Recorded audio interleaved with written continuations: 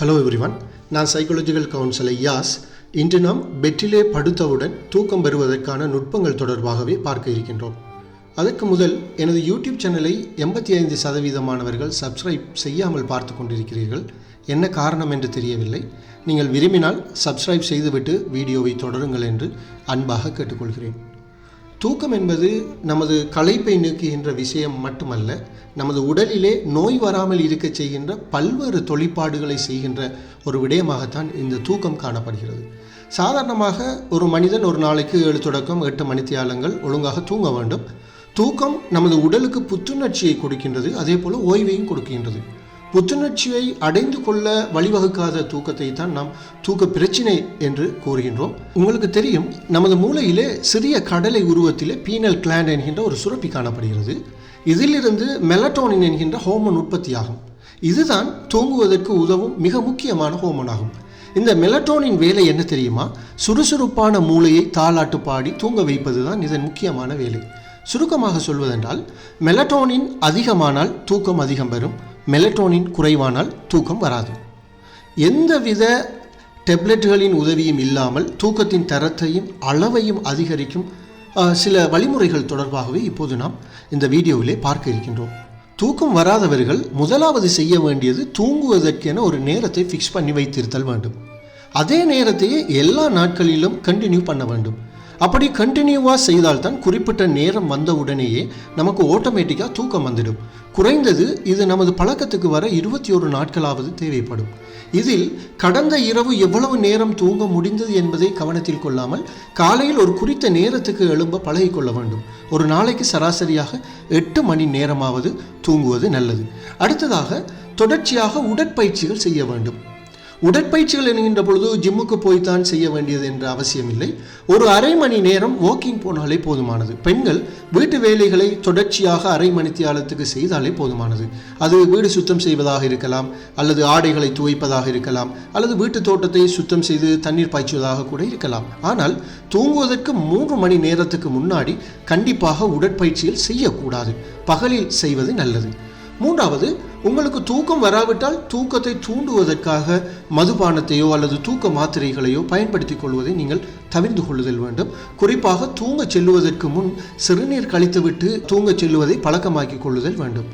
அடுத்ததாக, பகலிலே தூங்குவதை தவிர்த்து கொள்ள வேண்டும்.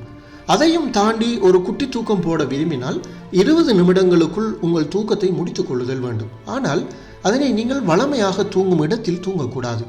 20 நிமிடங்களுக்கு மேல் உங்கள் தூக்கத்தை பகலில் தொடர்ந்தால் உங்கள் மூளையானது போதுமான அளவு தூங்கிவிட்டதாக கெஃபைன் என்கின்ற சுரப்பிக்கு சிக்னலை அனுப்பிவிடும். இதனால் கெஃபைன் ஆனது மெலட்டோனின் என்கின்ற கெமிக்கலை சுரக்க விடாமல் தடுக்கும்.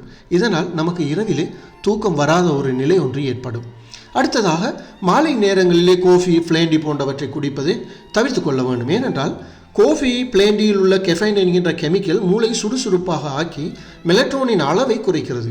இந்த கெஃபைன் உடம்புக்குள் சென்றால் 6 மணி நேரம் அது உடம்புக்குள் இயங்கிக் கொண்டே இருக்கும். இதனால் மாலை 4 மணிக்கு முதல் டீ காஃபியை குடிப்பது நல்லது.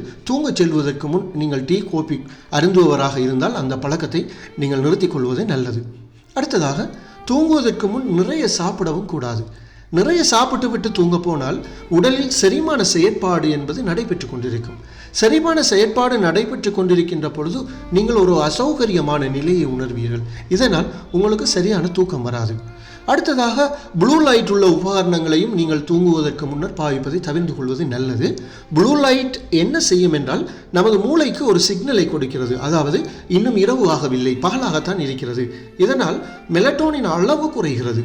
அதனால் தூக்கம் வராமல் இருக்கிறது. எனவே தூங்குவதற்கு 2 மணித்தியாலங்களுக்கு முன்னரே ப்ளூ லைட் உள்ள உபகரணங்களை, அதாவது ஃபோனாக இருக்கலாம், அல்லது லேப்டாப்பாக இருக்கலாம், அல்லது டிவியாக இருக்கலாம், இவற்றை பாவிப்பதை விட்டும் நீங்கள் தவிர்த்து இருப்பது நல்லது. அடுத்ததாக, உங்கள் தூங்கும் அறையை தூங்குவதற்கு ஏற்ற வகையிலே நீங்கள் பொருத்தமானதாக வைத்திருக்க வேண்டும். நீங்கள் தூங்கும் அறையை இருட்டாக வைத்திருப்பது நல்லது. இதற்காக திரைச்சீலைகளையும் நீங்கள் பயன்படுத்தி கொள்ள முடியும். வெளியிலிருந்து வரும் சத்தங்களை தவிர்க்க ஜன்னல் கதவுகளை மூடி வைக்க முடியும், அல்லது காதுகளுக்கு இயர்ப்ளக் போட்டு அடைத்துக் கொள்ளவும் முடியும். அறையில் காற்றோட்டம் நன்றாக அமையும்படி பார்த்து கொள்ள வேண்டும். படுக்கை விரிப்புகளை உங்களுக்கு சௌகரியமானதாக வைத்திருப்பது நல்லது. அடுத்ததாக, தூங்குவதற்கு முன்னால் சூடான பால், டீ, பனானா, பாதாம் போன்றவற்றை சாப்பிடவும் முடியும். இவை இயற்கையாகவே மெலட்டோனின் அளவை கூட்டுகின்றன.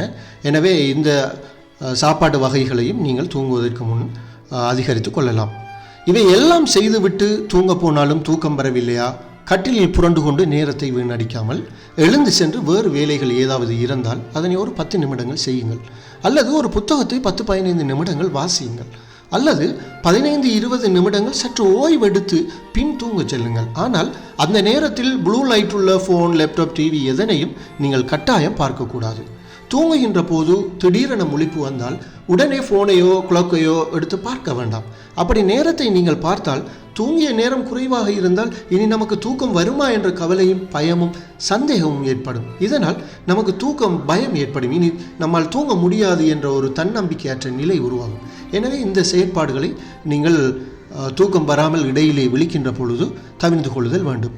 அடுத்ததாக, தூங்கச் சென்றால் உங்களுக்கு தூக்கம் வராவிட்டால் ரிவர்ஸ் சைக்காலஜி நுட்பத்தையும் பயன்படுத்தி பாருங்கள். அதாவது கண்ணை மூடிக்கொண்டு நான் தூங்கக்கூடாது, நான் தூங்கக்கூடாது, நான் தூங்கக்கூடாது என்று உங்களுக்குள்ளே சொல்லிக் கொண்டிருக்க வேண்டும். இப்படி சொல்லிக் கொண்டிருக்கின்ற பொழுது உங்களது மூளை அதற்கு எதிராக செயற்பட்டு உங்களுக்கு தூக்கத்தை உண்டு பண்ணும்.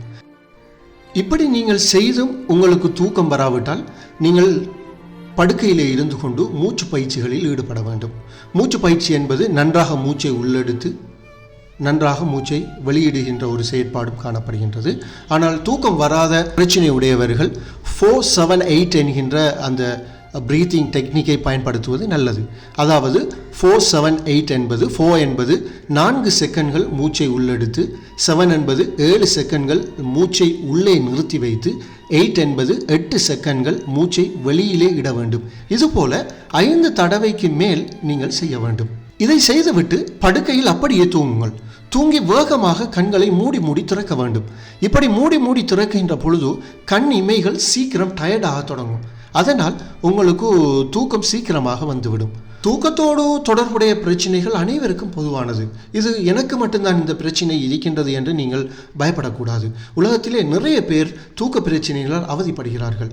அப்போது நமது வாழ்க்கை முறையிலே சில இலகுவான மாற்றங்களை கொண்டு வருவதன் மூலமாக இந்த ஆரோக்கியமான தூக்கத்தை நம்மால் மீளவும் கொண்டு வருவதற்கான முயற்சிகளை செய்து கொள்ள முடியும். இந்த முறைகளை பின்பற்றுவதன் மூலம் உங்கள் பிரச்சனையை பெருமளவு சமாளிக்க முடியும். ஆனால் இதற்கு பிறகும் பிரச்சனை ஒரு நோயின் வடிவத்தை எடுத்தால் நிச்சயமாக ஒரு மருத்துவரை நீங்கள் அணுக வேண்டும். அதாவது 2-3 வாரங்களுக்கு மேலாக உங்களுக்கு தூக்க பிரச்சனை தொடர்ச்சியாக காணப்படுமானால் நீங்கள் நிச்சயமாக ஒரு வைத்தியரை அணுகி அதற்கான நீங்கள் டேப்லெட்களை எடுத்துக்கொள்ள வேண்டும். தூக்கத்தை தூண்டுவதற்கு ஒரு சில மருந்து கோர்ஸ்களை பயன்படுத்துமாறு சில வைத்தியர்கள் பரிந்துரைப்பார்கள். இந்த கோர்ஸை 2-3 வாரங்களுக்கு நீங்கள் பயன்படுத்த வேண்டி வரும். ஆனால் நீங்கள் பீதி அடைய தேவையில்லை. இது தூக்க மாத்திரைகள் போல உங்களை அடிமையாக்காது. இதை 2-3 வாரங்களுக்கு சாப்பிட்ட பிறகு நீங்கள் முற்றிலும் குணமடைய முடியும். இந்த வீடியோ பிடித்திருந்தால் லைக் பண்ணுங்கள். கவுன்சிலிங் இன் தமிழ் என்கின்ற என்னுடைய யூடியூப் சேனலை சப்ஸ்கிரைப் பண்ணுங்கள். ஏதாவது கேள்விகள் இருந்தால் கமெண்ட் செக்ஷனில் கேளுங்க. நன்றி, வணக்கம்.